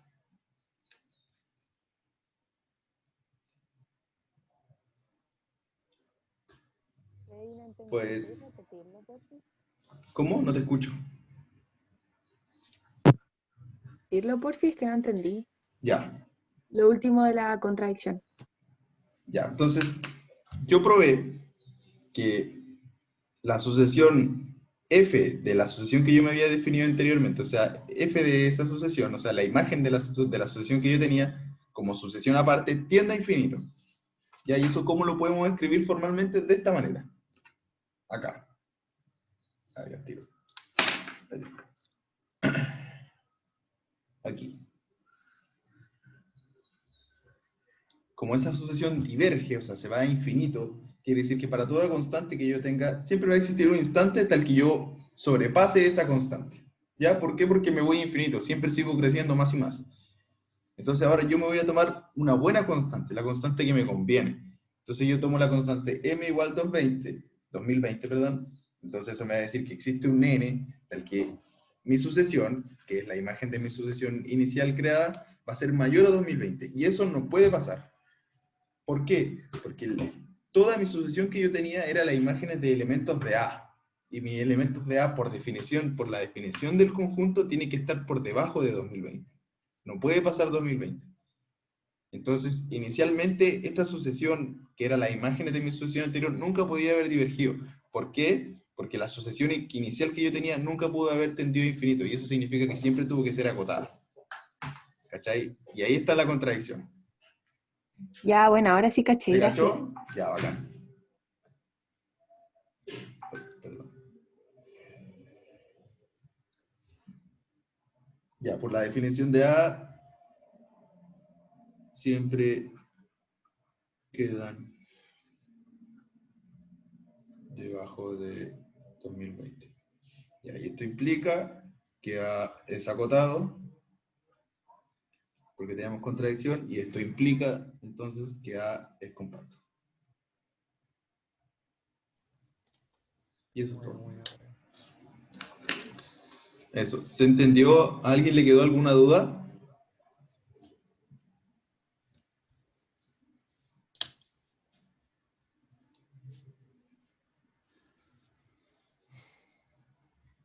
Asumo que no. Buena, Freddy. ¿Te gustó, man? Todo bueno, todo bueno. No sé cómo están. Ya. Le damos los chiquillos, de ánimo a los chiquillos si quieren seguir. Vamos, para terminemos, para ver diferencialidad, no Ya, sé, dale. es verdad. Chicos, no, depende. ¿Están con ánimos para seguir o no? Chicos y chicas. No sé si quieren. Ya, viste. Está ahí. Voy entonces, ¿no? Vamos, para que se me perdió el chat, no veo el chat, déjame, no sé cuándo me encontré el chat. Ya, dale. Perfecto. Ya, yo Ya, los dejo, chiquillos. Que estén bien. Ojalá que aprendan harto. Ahí nos vemos, Mati. Éxito. ¿te vas? Sí, me tengo que ir. Pero hermano, tú estás grabando, weón. No me voy a salir de la llamada, weón. Va a quedar ahí. Después cuando Ah, se ya. corte, corta ahí nomás. Ya, yo puedo cortarla, déjame como host, pues, entonces. Sí, está ahí Ah, como yo host. cortarla. Ya, Ya, perfecto. ya chiquillos, que estén bien. Ya, chao, Freddy. Nos Chao, vemos. chao. Ya. Se fue el Freddy, weón. Quedamos solos. Ya, la última pregunta es de diferenciabilidad. Vamos a ver un poco de derivadas direccionales, derivadas parciales y después definición de diferenciabilidad. O sea, mostrar que algo es diferencial o no es diferencial. Ya entonces tenemos la función f de x, y que va de R2, o sea, f que va de R2 a R, definida como está ahí, f de x, y igual a x por y por el seno de x por y partido en x al cuadrado más y al cuadrado si x, y es distinto de 0,0 y 0 en el otro caso. Primero vamos a ver vamos a tratar de ver calcular la derivada direccional en el punto 0, 0 para todas las direcciones n. Después vamos a ver las derivadas parciales y después ver si f es diferencial. Ya, partamos. ¿Cuál es la definición de la derivada direccional? La derivada direccional es un límite, ¿cierto? Entonces la derivada de f en un punto x sub 0, y sub 0 para una dirección e sub 1, e sub 2 viene dado por el límite cuando t tiende a 0 de f de x sub 0, y sub 0 más t por e1, e2 menos f de x sub 0, y sub 0 partido en t. ¿Cierto? Esa es la definición de derivada direccional, ¿cierto? La derivada direccional del punto x sub 0 y sub 0 es la dirección e1 y e2. Entonces, en nuestro caso, x sub 0 y sub 0 es 0,0 y las direcciones es e1 y e2, cualquiera. Ahora hay que tener un poco de cuidado porque como sabemos que las direcciones, o sea, no es tener cuidado, pero las direcciones perteneciente a R2 que vamos a considerar van a ser tales que la norma 2 sea igual a 1. ¿Por qué? Porque la dirección en el vector 0, 1 es la misma que la dirección en el vector 0, 1000. ¿Cachai? Como que nos da lo mismo realmente la magnitud del vector, sino lo que nos importa es la dirección. Entonces vamos a considerar solamente vectores unitarios, que es norma 1. Y esto equivalentemente es que, como estamos escribiendo la norma 2, esto es que, sorry,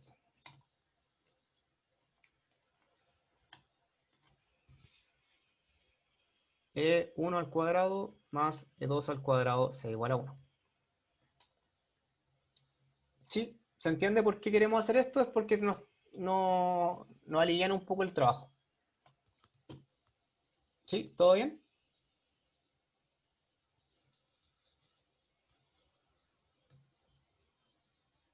Ya. Entonces, calculemos.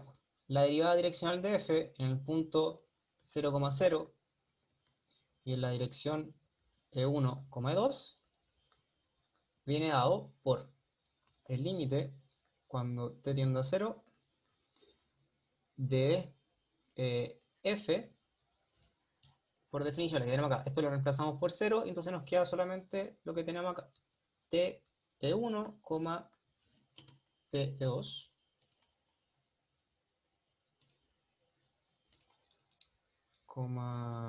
TE2, partido en T. Sí, porque esta cosa se nos va a 0, esto es 0, y esto es 0. Sabemos que f de 0,0 es igual a 0. Bueno, escribámoslo mejor. Mejor escribirlo para que quede claro. Esto es 0,0, y esa cosa es 0 por la definición del límite. Entonces, esto nos quedaría t al cuadrado e1, e2, por el seno de t al cuadrado e1, e2, partido, dejando las líneas no son lo mío,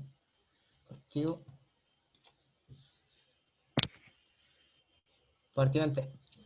Y esto era un límite, ¿cierto? Entonces vamos a borrar acá porque quería el límite. El límite cuando t tiende a 0. ¿Sí? ¿Hasta ahí todo bien? Me faltó algo. Obviamente me faltó algo, si me falta toda la parte de abajo. Sorry. Esto es partido en T3 por la norma de E1 al cuadrado más E2 al cuadrado. Ahí sí. Ahí sí, ahí sí, ahí sí. ¿Sí, cierto? Sí. Ya.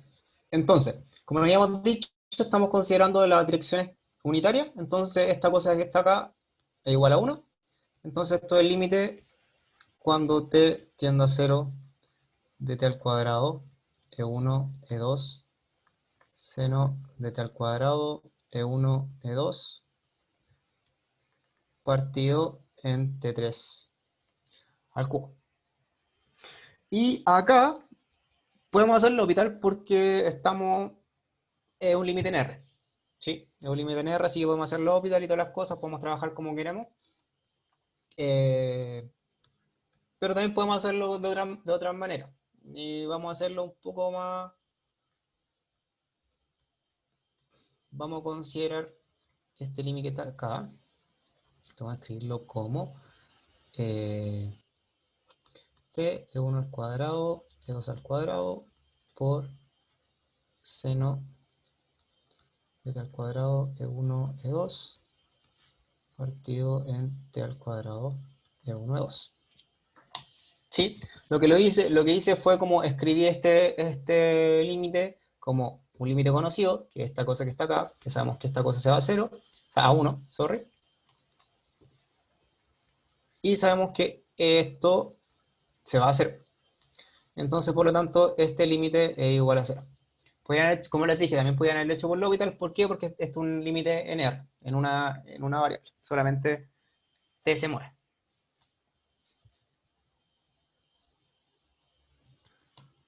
¿Por qué hay raíz abajo? Porque nunca hubo raíz. Efectivamente, nunca hubo raíz. Fue una invención mía. Porque leí mal esa cosa.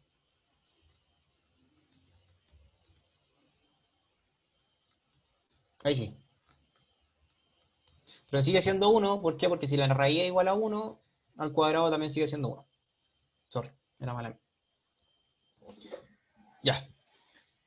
Bueno, entonces con esto tenemos que la derivada direccional en el punto 0,0 para cualquier dirección de 1,2 van a ser iguales a 0. ¿Se entendió?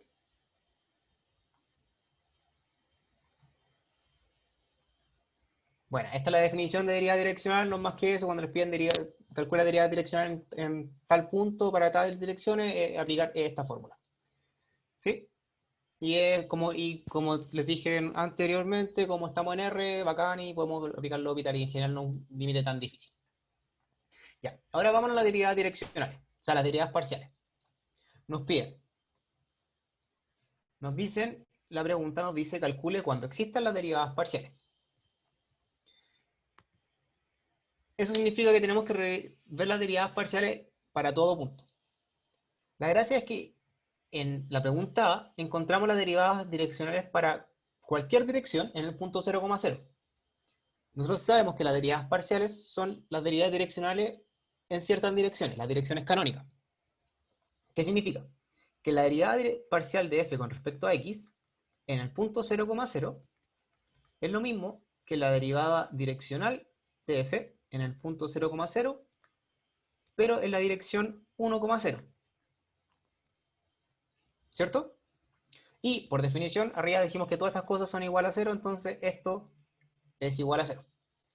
Ahora si encontramos la derivada parcial de f con respecto a x en el punto 0,0, y análogamente sabemos que la derivada parcial de f con respecto a y en el punto 0,0 es la derivada direccional de f en el punto 0,0 para la dirección 0,1. Y esto nuevamente es 0. Ahora, este era el punto complicado porque era el punto de discontinuidad de la función. Ahora lo que tenemos que hacer es, acá está, es ver la derivada ahora para todo, sea,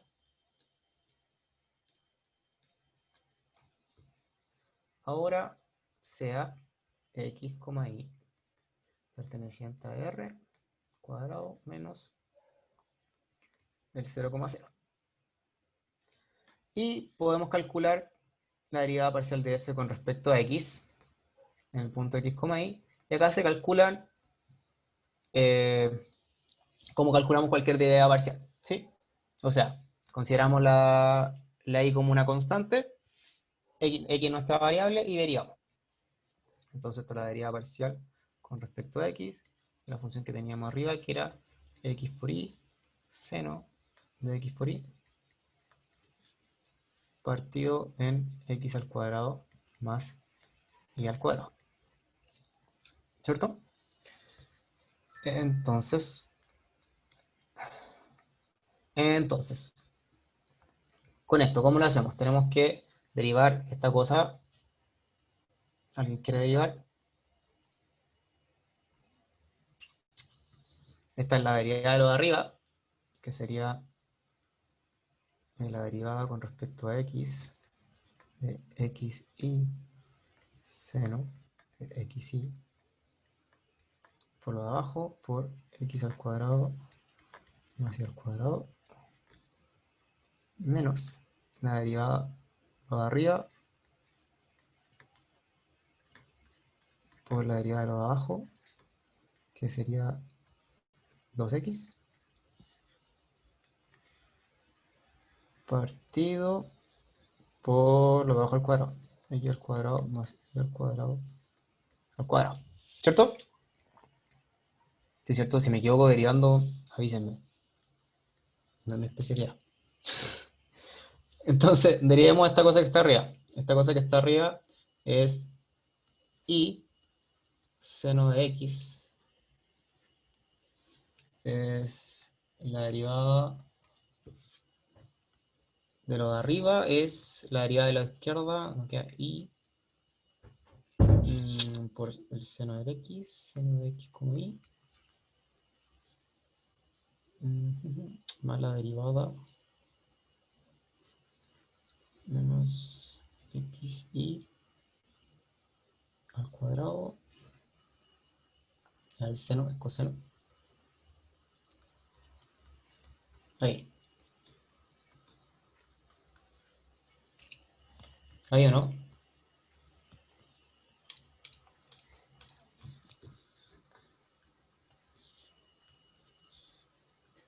X al cuadrado más y al cuadrado menos xy menos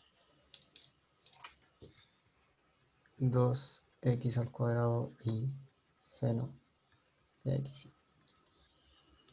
Y todo esto partido por x al cuadrado más y al cuadrado al cuadrado. Ya, eso era. ¿Sí? ¿Todo bien? ¿Todo bien? ¿Todo bien? ¿Me creen? Déjame revisar que estoy bien. Y por el seno de x más 2xy, perfecto, menos 2x, sí. Ya, y esto reordenándolo, nos queda y, factorizamos todo por y. Y esto nos queda y al cuadrado menos x al cuadrado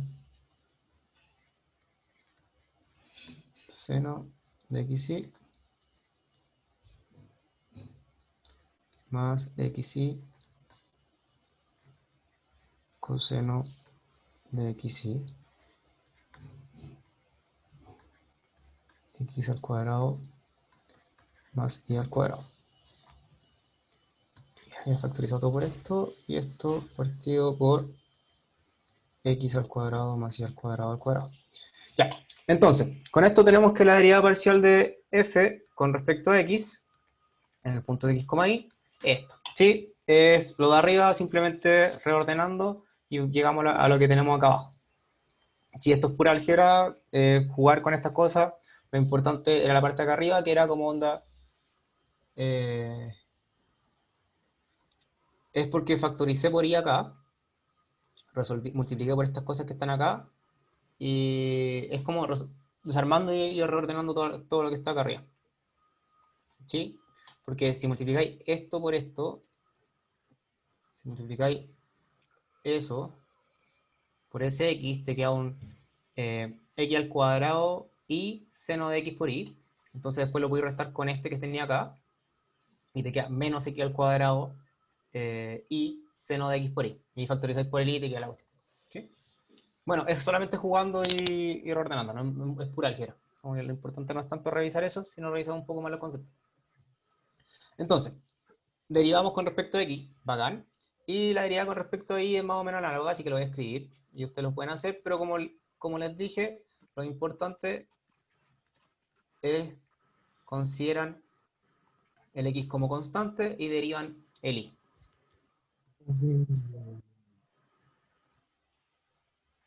Entonces x al cuadrado, x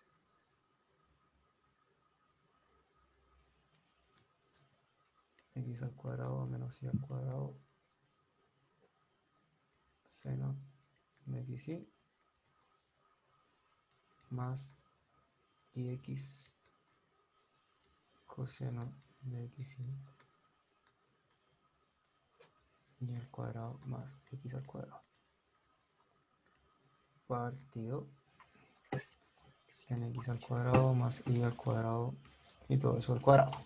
Ya, y con eso tenemos la b. La b podemos encontrar las derivadas parciales en todo punto, y lo importante era que ocupamos la parte de arriba para el punto 0,0, porque es el punto complicado, porque si no lo hubiésemos tenido que hacer por definición y era un poco más difícil. Bueno, era repetirlo de arriba, pero solamente con la derivada el E1 y E2 con 1, 0 y 0, 1. Pero como lo de arriba, va a poder encontrar las derivadas parciales en el punto 0, 0, y en los puntos en que nos complica, que la función sabemos que se comporta bien, derivamos como ya sabemos, que la derivada parcial de f con respecto a x es dejar y constante, y el x como variable, y para la y es al revés. Lo mismo por el otro lado. Entonces, la parte C es la más... nos pide ver que f sea diferenciable en R2. Entonces, ¿qué argumento tenemos? Primero, y esto es igual que en continuidad y siempre tienen que ponerlo, sabemos que f es diferenciable en R2 sin el 0, 0 por álgebra y composición de funciones diferenciables. ¿Sí? Esto ustedes como que cada vez que les pidan ver como diferenciabilidad o continuidad de una función por parte, al tiro dicen f es diferenciable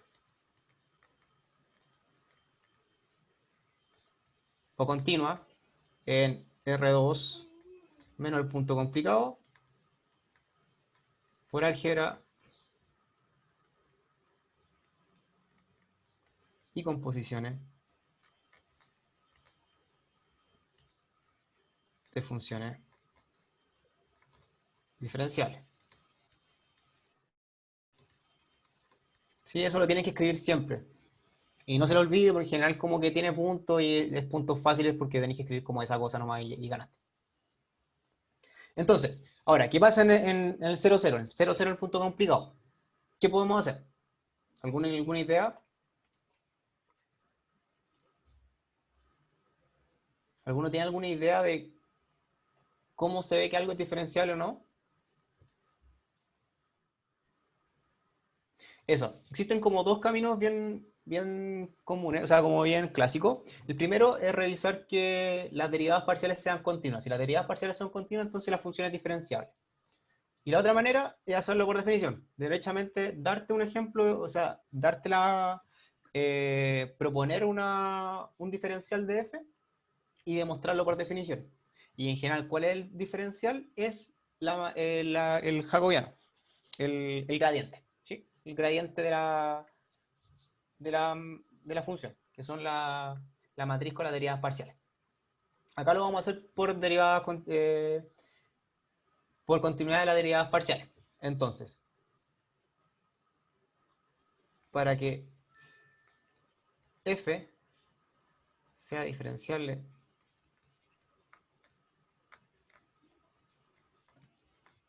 en 0, 0, se tiene que cumplir.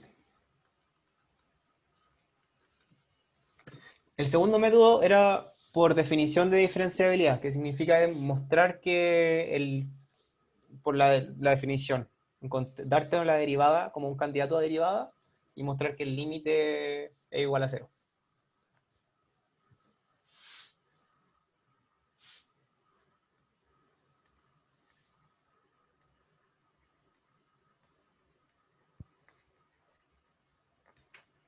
Que las derivadas parciales son continuas.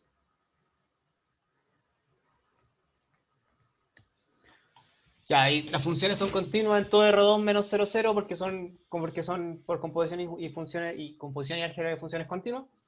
Entonces lo único que tenemos que ver es que el límite de la derivada parcial de f con respecto a x de x, y cuando x, y tiende a 0,0 sea igual a la derivada parcial de f con respecto a x en el punto 0, 0, que es el punto complicado, ¿cierto?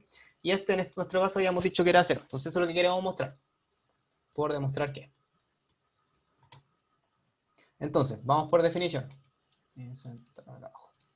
Por definición, el límite de x, y, cuando esto se va a 0,0, de la derivada parcial de f con respecto a x de x, y, era, vamos a escribir acá abajo para tener más espacio, el límite de la función que función era...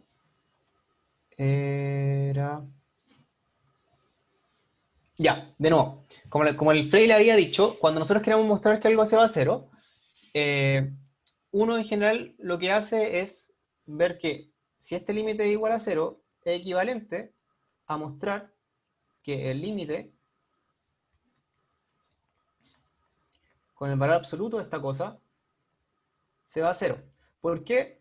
Por definición. Si ustedes escriben la definición de la derecha y el de la izquierda, se van a dar cuenta que es exactamente la misma definición. ¿Sí? Onda, escríbanla con la definición epsilon delta de límite y van a darse cuenta que es exactamente lo mismo. ¿Y por qué no trabajo del lado derecho? Es porque cuando uno está trabajando con esa cosa, es fácil acotar, porque ya tenéis la cota por abajo. La cota por abajo ya sabéis que esa cosa siempre va a ser mayor o igual a 0. Entonces, por el otro lado, uno acota por arriba por 0, entonces así sándwich y ganáis. Esa es como la intuición de por qué uno hace eso. ¿Sí? Entonces, revisemos el límite del valor absoluto de f, de la derivada parcial de f, en x, y. Esta cosa, por definición, voy a escribirlo acá abajo, se me olvidó porque esto es bien largo. El límite, esto es cuando x, y se va a 0. Cuando x, y se va a 0, 0, del valor absoluto de y por el valor absoluto de esto era y al cuadrado menos x al cuadrado por el valor absoluto de seno de xy más Esto va a ser menor o igual porque lo separé el tiro. XY coseno de XY x al cuadrado más y al cuadrado. Y todo eso partido en x al cuadrado más y al cuadrado. Y eso no tiene nada absoluto, y esto al cuadrado. Y eso no tiene nada absoluto porque son puras cosas positivas. Ya, lo que hice fue tomar el valor absoluto, lo escribí y lo separé al tiro para ahorrarme para escribir un poquito menos. Y entonces sale con menor o igual, ¿por qué? Porque separé una suma. Hice desigualdad triangular, ¿cierto? Tenía todas estas cosas en el valor absoluto, todo dentro de eso, y separé todo con desigualdad triangular. Entonces ahora lo que puedo hacer, puedo escribir esto mismo, pero separado. ¿Qué quiere decir eso? Escribirlo como y por y al cuadrado menos x por el seno de xy partido en x al cuadrado más y al cuadrado, todo eso al cuadrado, más x y al cuadrado, porque multipliqué este por este, y me salería el cuadrado y se me sale por el absoluto porque es positivo, por el coseno de xy, y voy a simplificar ese con el que tengo acá abajo, y me sale x al cuadrado más y al cuadrado. También sin valor absoluto porque son puras cosas positivas. ¿Ya? Entonces, a priori está más o menos directo. ¿Por qué? Porque sabemos que esta cosa se nos va a ir como a cero, después vamos a revisar, y esta cosa es lo que más nos complica. ¿Qué vamos a hacer acá? Es un truco que ustedes como que van a ocupar, se puede ocupar harto en este tipo de ejercicio. ¿Y cuál es? Es que como x al cuadrado e y al cuadrado son puras cosas positivas, entonces yo puedo jugar con la suma y la resta de estas cosas. Y vamos a ocupar que y al cuadrado menos x al cuadrado siempre tiene que ser menor o igual a y al cuadrado más x al cuadrado. ¿Esto por qué? Porque x al cuadrado e y al cuadrado son cosas positivas. Esto se tiene. Solamente en ese caso. ¿Ya? Entonces, ocupando eso, es que vamos a acotar este término,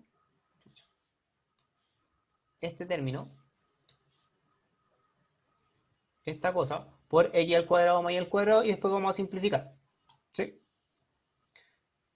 Entonces, nos queda que ese límite va a ser menor o igual a x, y, cuando esto sea 0,0, de y seno de xy, esto en valor absoluto, se me había ido eso, este valor absoluto no se va, este valor absoluto tampoco se va, partido en x al cuadrado, así al cuadrado. ¿Se entendió? Lo que hice fue acoté este término por x al cuadrado más y al cuadrado, y después simplifiqué el de arriba con ese cuadrado que tengo acá abajo. Más x y al cuadrado coseno de xy partido x al cuadrado más y al cuadrado. Ya estoy casi listo. Tengo esto. ¿Ya?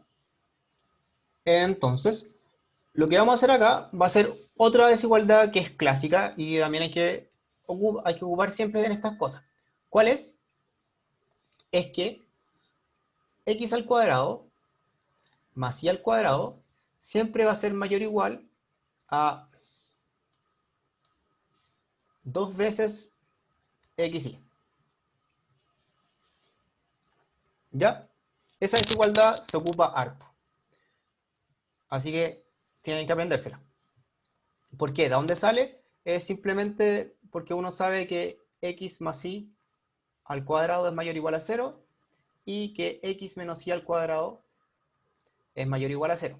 ¿Sí? ¿Cierto? Cosas al cuadrado siempre son mayor o igual a 0. Y de ahí, si resuelven esta cosa y después despejan el y al cuadrado más y al cuadrado, van a llevar las dos desigualdades del módulo, entonces van a llegar a esta desigualdad que está acá. ¿Sí? Entonces, con esa desigualdad, vamos a decir que este límite va a ser menor o igual a y seno xy partido x al cuadrado más y al cuadrado. Y acá lo que vamos a hacer va a acotar y simplificar. Entonces esto nos queda y coseno de xy. ¿Se entendió?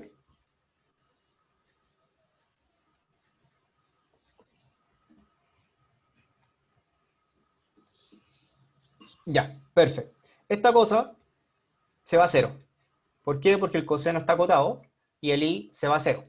Entonces, algo acotado por algo nulo es cero. Entonces, lo único que nos faltaría es ver este límite, el límite que tenemos al lado izquierdo. Revisemos cuánto nos da. Entonces, el límite de x, y, cuando esto tiende a 0,0. Ya. Sí, obvio. Ya, vamos a escribirlo entonces. Ya. En el coseno tengo esto de acá, ¿cierto? Entonces, esto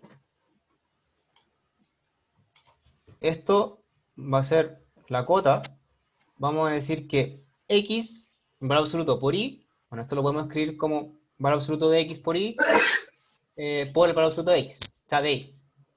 O sea, que a lo que me refiero es que esta cosa que está acá, la puedo escribir como valor absoluto de xy por valor absoluto de y. Entonces, con eso, voy a poder acotar esta cosa que tengo acá, me falta un 2, pero después de lo mismo. Voy a poder acotar esta cosa que está acá por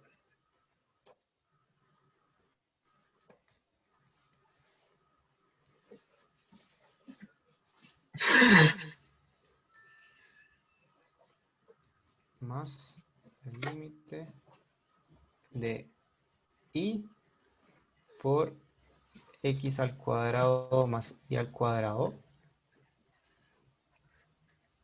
coseno de xy partido en x al cuadrado más y al cuadrado. Y eso medio, por ese 2 que está acá.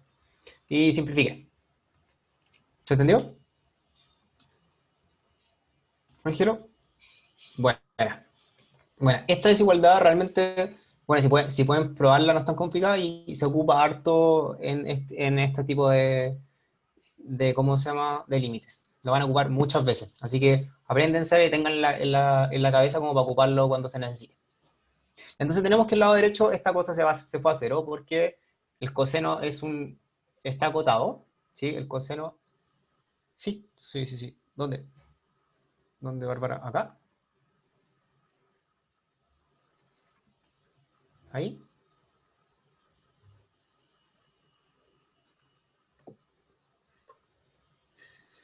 Bueno, ya, entonces, hablando, el coseno se fue a cero porque teníamos que era el valor absoluto de y por coseno de x por y. El coseno de x por y está acotado entre menos 1 y 1, aparte el valor absoluto entonces está entre 0 y 1, y tenemos el y que se está yendo a 0. Entonces esa cosa sí o sí se va a ir a 0, ese límite sí o sí se va a ir a 0. Entonces, nos queda solamente ver el límite del seno. ¿Y cómo lo vamos a hacer? Nuevamente, vamos a ocupar la misma cota.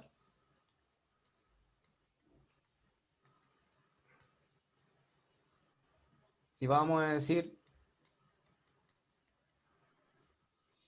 que esta cosa que está acá va a ser menor o igual al límite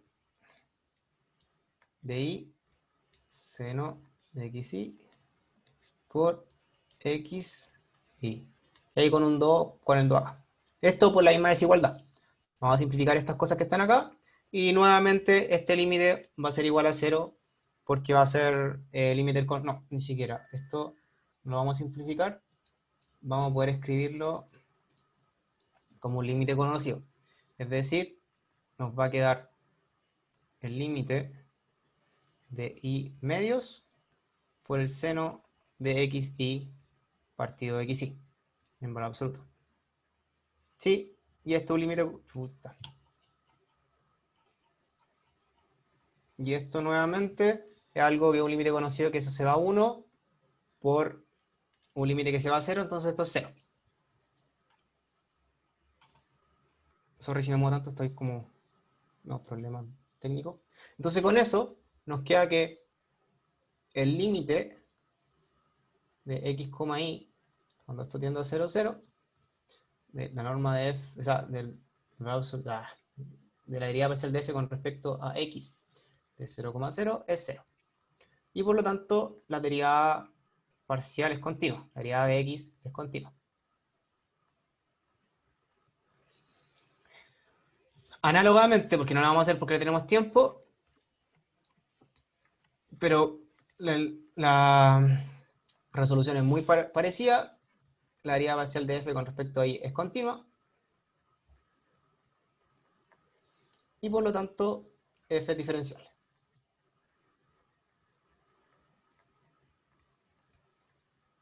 En R2. ¿Sí? ¿Se entendió?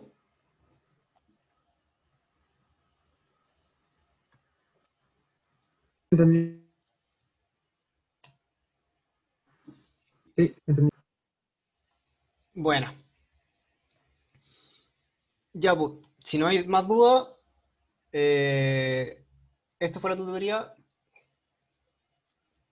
Ojalá le haya quedado claro. En diferenciabilidad lo importante es saberse todas las definiciones de derivadas parciales, de derivada direccional y la definición de diferencial, y si una función es diferenciable o no. Ocupar estas propiedades, como les dije, continuidad y esas cosas. Y nada, pues, siempre va a estar los dos relojes ahí para que si tienen alguna duda, vayan. Eso, éxito en el control y en el estudio.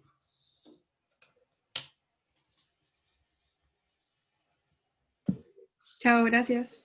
Chau. La pauta de la grabación, todos se va a subir a la comunidad de los dos relojes, por si acaso. Chau. Ok. Chao, gracias. Chau. Chau, chau.